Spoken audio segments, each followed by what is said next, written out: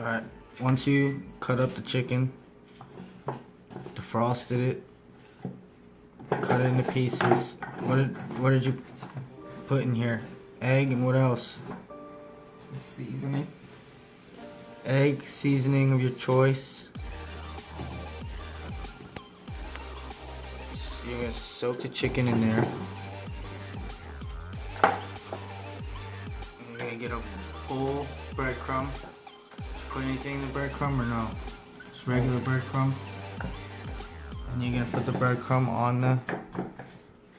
on the egg coated chicken.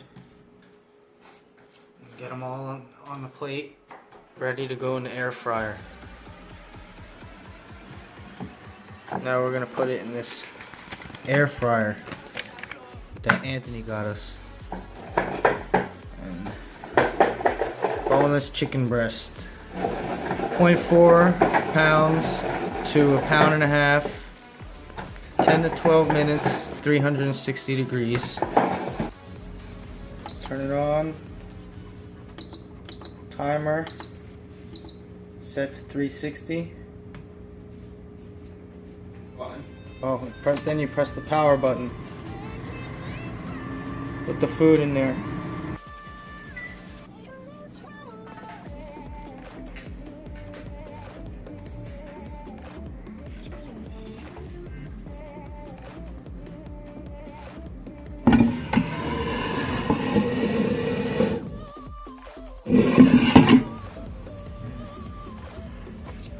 Golden brown.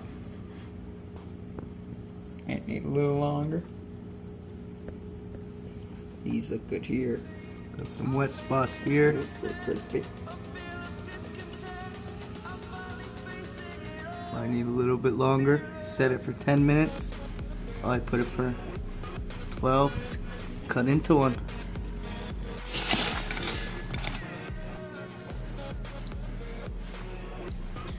CG Hog Hunter style.